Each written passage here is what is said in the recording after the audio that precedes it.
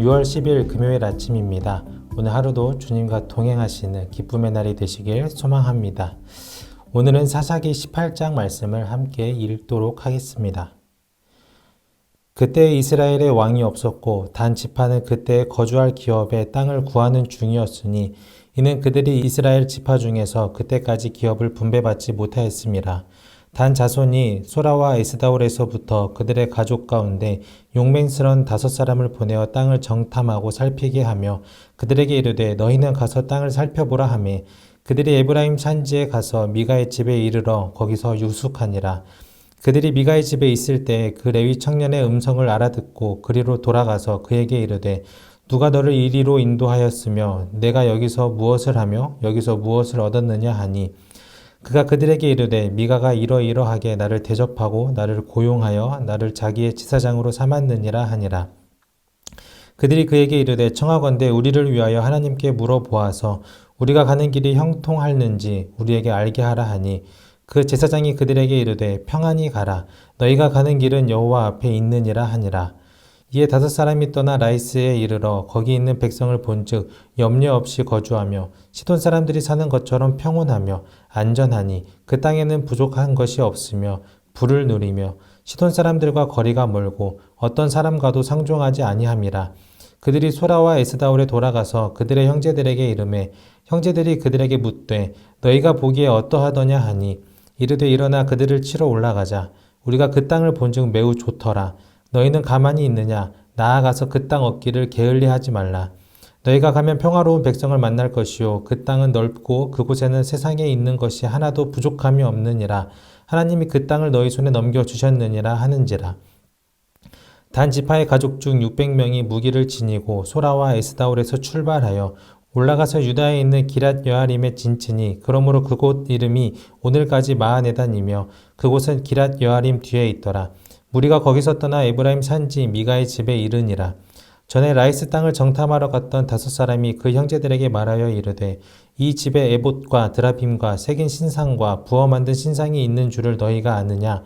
그런즉 이제 너희는 마땅히 행할 것을 생각하라 하고 5사람이 그쪽으로 향하여 그 청년 레위 사람의 집 곧 미가의 집에 이르러 그에게 문안하고 단 자손 600명은 무기를 지니고 문 입구에 서니라. 그 땅을 정탐하러 갔던 5사람이 그리로 들어가서 새긴 신상과 에봇과 드라빔과 부어 만든 신상을 가져갈 때에 그 제사장은 무기를 지닌 600명과 함께 문 입구에 섰더니 그 5사람이 미가의 집에 들어가서 그 새긴 신상과 에봇과 드라빔과 부어 만든 신상을 가지고 나오매 그 제사장이 그들에게 묻되 너희가 무엇을 하느냐 하니 그들이 그에게 이르되 잠잠하라 내 손을 입에 대라 우리와 함께 가서 우리의 아버지와 제사장이 되라. 내가 한 사람의 집에 제사장이 되는 것과 이스라엘의 한 지파 한 족속의 제사장이 되는 것 중에서 어느 것이 낫겠느냐 하는지라. 그 제사장이 마음에 기뻐하여 에봇과 드라빔과 새긴 우상을 받아가지고 그 백성 가운데로 들어가니라. 그들이 돌이켜서 어린아이들과 가축과 값진 물건들을 앞세우고 길을 떠나더니 그들이 미가의 집을 멀리 떠난 때에 미가의 이웃집 사람들이 모여서 단 자손을 따라 붙어서 단 자손을 부르는지라.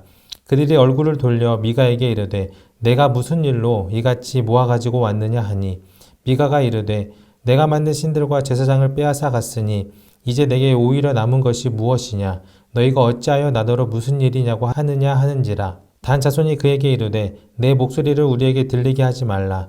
노한 자들이 너희를 쳐서 내 생명과 내 가족의 생명을 잃게 할까 하노라 하고 단 자손이 자기 길을 간지라. 미가가 단 자손이 자기보다 강한 것을 보고 돌이켜 집으로 돌아갔더라. 단 자손이 미가가 만든 것과 그 제사장을 취하여 라이스에 이르러 한가하고 걱정 없이 사는 백성을 만나 칼날로 그들을 치며 그 성읍을 불사르되 그들을 구원할 자가 없었으니 그 성읍이 베드르홉 가까운 골짜기에 있어서 시돈과 거리가 멀고 상종하는 사람도 없음이었더라. 단 자손이 성읍을 세우고 거기 거주하면서 이스라엘에게서 태어난 그들의 조상 단의 이름을 따라 그 성읍을 단이라 하니라. 그 성읍의 본 이름은 라이스였더라. 단 자손이 자기들을 위하여 그 새긴 신상을 세웠고 모세의 손자요 게르솜의 아들인 요나단과 그의 자손은 단 지파의 제사장이 되어 그 땅 백성이 사로잡히는 날까지 이르렀더라. 하나님의 집이 실로에 있을 동안에 미가가 만든 바 새긴 신상이 단 자손에게 있었더라.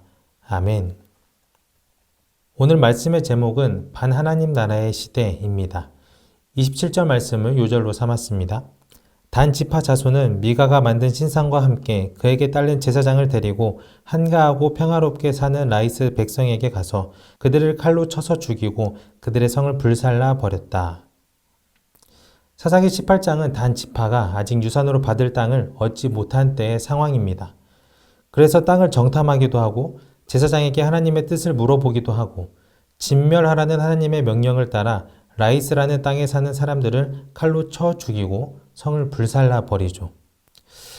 이렇게 땅에 정착해 가는 과정만 봤을 때는 단 지파가 하나님의 명령을 따라 이 가나안 땅을 점령해 가는 것처럼 보입니다. 그러나 오늘 우리가 읽은 요절 말씀 27절은 단 지파의 행위가 옳지 않다라고 말해주고 있습니다. 라이스란 땅을 새 정착지로 정하고 얻는 과정이 모두 선하지도 않았고 의롭지도 않았던 것이죠. 잘못된 이야기의 시작은 6절부터입니다. 미가의 집에 있던 제사장에게 단 지파의 정탐꾼들이 우리가 가는 길이 성공할 길인지 하나님께 물어봐달라 라고 하는 요구에 제사장은 평안히 가십시오. 주님께서 여러분이 가는 그 길을 인도하실 겁니다. 라는 조금은 엉뚱한 대답을 하죠. 이에 근거 없는 자신감이 솟아난 단 지파는 악한 행위를 이어서 일삼게 됩니다.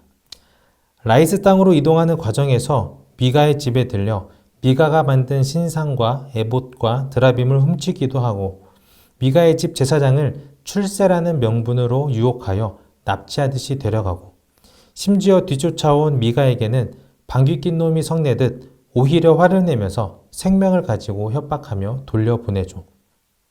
그리고 나서는 기어이 라이스 땅에 도착하여 한가롭고 평화롭게 살아가고 있는 사람들을 몰살해 버렸습니다. 이 모든 상황을 종합해 보면 단 지파의 행위는 절대 하나님의 명령에 따른 하나님의 뜻에 따른 헤렘을 행한 것이 아니라 자신들의 욕망에 따라 행했던 약탈의 행위입니다. 이 잘못된 과정과 결과를 도출하게 된 주 원인은 무엇일까요? 바로 자신들의 잘못된 뜻과 판단이 하나님의 말씀보다 앞섰던 것입니다. 심지어 모든 것이 하나님의 뜻이라고 오인하기도 했죠. 기회주의자들과 같이 그때그때 상황에 따라서 자신들의 눈에 오른 대로 행했던 단 지파 사람들과 하나님의 말씀을 의지하지 못한 채 듣기 좋은 말을 해주고 또 명예와 부만을 추구하며 이리저리 쉽게 옮겨가는 제사장의 모습은 허황된 인간의 생각과 뜻이 악한 결과로 이어질 수 있다라는 분명한 깨달음을 줍니다. 저도 비슷한 경험을 했는데요. 제가 20대 중반 전문화사로 군악대에서 전역함과 동시에 진로를 바꿔서 악기를 전공하기 위해서 3년의 입시 시험을 준비할 때가 있었습니다. 그때 군대에서 서울대 출신 군악대장님을 만나기도 했고 레슨을 위한 돈이 필요하기도 했는데 전문하사를 하면서 비용을 충당하기도 됐고 서울대 출신 선생님을 소개받아 레슨도 잘 받았고 연습실도 군악대에서 무한대로 연습할 수 있었고 무엇보다 부모님께서 반대하시지 않았습니다. 모든 것이 악기를 전공하는 길로 맞아떨어지는 것 같았습니다. 하나님의 뜻이라 생각했고 전혀 의심하지 않았습니다. 그런데 이제 와서 뒤돌아보니 제가 가고 싶은 길을 정해두고 그것에 주어진 모든 상황을 하나님의 뜻이라 제가 끼워 맞췄던 것이죠. 하나님의 뜻은 그렇지 않았는데 말입니다. 결국 3년 동안 3번의 음대 입시 시험에 떨어지고 나서야 하나님이 원하시는 길로 들어서게 됐습니다. 이처럼 오늘 우리가 선택하고 걸어가는 길이 과연 하나님의 뜻에 합당한 길인지 아니면 조금이나마 나의 생각과 욕망이 하나님의 뜻보다 앞서서 잘못된 길로 나아가고 있지는 않은지 꾸준히 돌아봐야 합니다. 사사 삼손의 이야기에 이어서 사사기의 결말 부분에서는 한 개인으로부터 지파 그리고 이스라엘 전체까지 영적으로 무너져가는 모습을 지속적으로 보여주고 있습니다. 올바른 지도를 해야 할 제사장들과 지도자들이 부재하였고 사람들은 저마다 자기의 뜻에 맞는 대로 행동하여 자신들의 입맛에 맞는 하나님의 복을 만들어내던 사사시대는 반하나님 나라의 시대였습니다. 오늘 우리 시대도 별반 다르지 않은 것 같습니다. 그렇기에 더욱 우리의 삶을 말씀에 비춰보고 주님의 뜻 앞에 겸손해야 할 때입니다. 더 나아가서 이 땅의 모든 그리스도인들과 세상 곳곳에 세워진 교회들의 영성 회복을 위해 기도해야 할 때입니다. 오늘 하루 이를 위해 기도할 수 있는 아침 가족 여러분들이 되시길 소망하겠습니다. 기도하겠습니다. 주님, 우리의 삶의 상황에 맞추어 우리의 생각을 주님의 뜻보다 앞세우며 순탄해 보이는 길 위에서 이것이 주님의 은혜다, 복이다, 그렇게 끼워 맞추며 살아가고 있지는 않은지 돌아봅니다. 이런 반하나님 나라의 모습이라도 그나마 유지하고자 애쓰며 살아가고 있지는 않은지 돌아봅니다. 주님, 이런 우리를 불쌍히 여겨주시고 삶이 어려울수록 주님의 뜻을 구하고자 하는 겸손한 믿음을 허락해 주십시오. 그리하여 힘겹더라도 하나님 나라의 시대를 이루어가고자 노력하고 애쓰는 우리의 삶이 될 수 있도록 인도해 주십시오. 감사드리며 우리 주 예수 그리스도의 이름으로 기도드립니다. 아멘. 하늘에 계신 우리 아버지, 아버지의 이름을 거룩하게 하시며 아버지의 나라가 오게 하시며 아버지의 뜻이 하늘에서와 같이 땅에서도 이루어지게 하소서. 오늘 우리에게 일용할 양식을 주시고 우리가 우리에게 잘못한 사람을 용서하여 준 것 같이 우리 죄를 용서하여 주시고 우리를 시험에 빠지지 않게 하시고 악에서 구하소서. 나라와 권능과 영광이 영원히 아버지의 것입니다. 아멘. 각자 기도하시겠습니다.